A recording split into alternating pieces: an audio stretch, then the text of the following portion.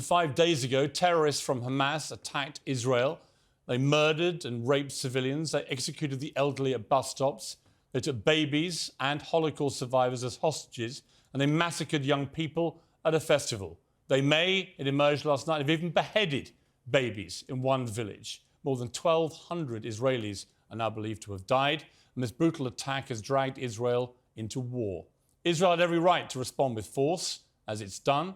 The death toll in Gaza is now more than 1,000, and many more will die. Many of those will be completely innocent people, like those who died in the Hamas attacks. Like almost everyone, I've been shocked and sickened by the stories and videos emerging from the attack. I've also been stunned by the moral cowardice of those who celebrated terror as resistance and brutality as politics. I've called out the people who've conflated a terror attack with a geopolitical debate, and I've spoken to fair-minded people on both sides of that debate. I've done all this as a journalist and a human being, but with no personal skin in the game. My guest tonight, on the other hand, is one of the most prominent and influential Jewish commentators on the planet. Ben Shapiro has been visibly moved and enraged by the tragedies unfolding in Israel, and the world has paid attention to his analysis. Tonight I'm giving the show to him as we tackle all the big questions that have come out of this. What is a proportionate response to terrorism? Should the United States be more involved? How do we move forward if everyone involved sees the other side as an oppressor or a savage? And the Daily Wire's Ben Shapiro joins me now. Ben, great to have you on the programme. I wish it was under different circumstances. I want to ask you, first of all, where were you when you first heard about these attacks? So I'd been in Israel for several weeks, and we had just gotten home to the United States on Friday morning. Friday night, obviously, is Sabbath for Orthodox Jews. And it also happened to be one of the biggest celebratory days of the year. Shmini Atzeret Simchat Torah was a 2-day, what we call a Yom Tov, which means no electricity. Really, you can't use your phone, you can't use your computer.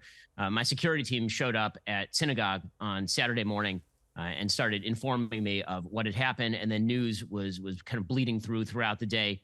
There were various sources, maids who were leaving TVs on, for example, or my security team informing me throughout the weekend of what exactly was happening because of the serious security concerns that arise for Jews all over the planet when there's mass terror attack in Israel or anywhere else. And so we were finding out in a lagged time what exactly was happening. Obviously, we couldn't watch the videos. We couldn't see exactly what was happening until it came back online on Sunday night, and we're hit with the news that at that point, 700 Jews have been murdered today. That number has been totaled at well over 1,200 Jews have been murdered in Israel. We started to see all of the pictures on our TVs. I obviously, because I'm in touch with a lot of people on the ground, first responders, people on the ground in Israel, I started receiving extraordinary levels of footage and video and audio and pictures of what exactly had happened in these places. And I mean, these are images. I've been trying to show them to the audience for one very specific reason. And that specific reason is to understand what evil is. You have to look in the face of evil. And I think that we in the West have a peculiar narcissism that everyone thinks like we do, that we value children in a certain way. And so everyone values children in a certain way. That if somebody does something truly terrible or evil, it must be that there was something that, quote unquote, drove them to, it must be a policy question. But as it turns out, that is not the case, because there's literally nothing, I think, Piers, that could drive people in the West, a normal person, to go and to murder a baby in their crib in a civilian area, to simply walk in and gun down grandmothers, or to rape a woman and drag her back to the Gaza Strip. What could drive you to do that? I can't think of anything that would drive me to do that, but there are a lot of people who are not only driven to do that, but believe full well in the virtue of what they're doing. That is a different mode of thought, and that is not something you can negotiate with. You've seemed about this, for completely understandable reasons, to have been more enraged than I think I've ever seen you, almost like a simmering volcano as you've talked about this. I want to play a clip from your Daily Wire YouTube channel. You have 6 million subscribers, and this is part of what was, I thought, a very powerful address that you made there. I am a Jew. Those have been the words of the Jewish people for 3 millennia. Those were the words of the men, women, and children of Masada. Those were the words of the followers of Bar Kokhba.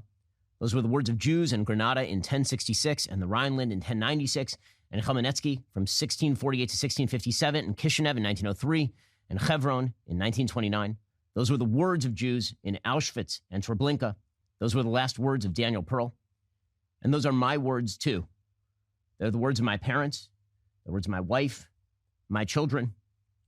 Over the weekend, my people, the Jewish people, were attacked. They're murdered, mutilated. Our women were raped. Our children were kidnapped. This has happened millions of times before to millions of Jews across history. Jew hatred exists because evil exists, because there are people who have, for literally all of human history, hated the Jews and sought to strike at them while they are weak, who have blamed the Jews for their own problems, who have crafted complex conspiracy theories about the supposed power of the Jews, who have sought to destroy, to murder, to mutilate, to rape the Jews, from Pharaoh to Haman, from Hitler to Hamas. What reaction have you had to that, Ben? I think the reaction has been pretty strong and overwhelmingly positive. I think there are a lot of people, not only Jews, mostly my audience is people who are not Jewish, obviously, who understand the history of the Jewish people, who understand what it means when the greatest slaughter of Jews on a mass scale happens since the Holocaust, and who understand that it is inextricably linked to a history of anti-Semitism that goes back thousands of years. I mean, this extermination level anti-Semitism, what you see from Hamas, it's literally part of their charter. And so the attempt to treat them as a normal political body obviously is foolish. I think that a lot of people resonated to that. It's certainly the strongest I've felt about anything that happened in my lifetime since 9/11, as an American, since 9/11. And as a Jew, obviously, I'm watching as people that I know, people I'm friends with, are getting called up to go to the military and serve in Gaza, try to protect the Israeli citizenry who are Jews and Arabs, who are Christians and Jews and Muslims. And I'm watching as there are people out there who are rallying on behalf of actual terrorist groups murdering children. I mean, it's an amazing, I would say, exposure of ignorance at best, and Jew hatred at worst. Do you have any personal connection to anyone whose life was taken? I don't. I'm lucky. I would say that I have. Certainly, I know a lot of people who do. So the way to talk about the Jewish community in general, there are not very many Jews on the planet. Due to conspiracy theories, people tend to think there are tens of millions of Jews on the planet. The grand total number of Jews on planet Earth is about 15 million, about 7 million who live in the state of Israel. There are about 6 million who live in the United States.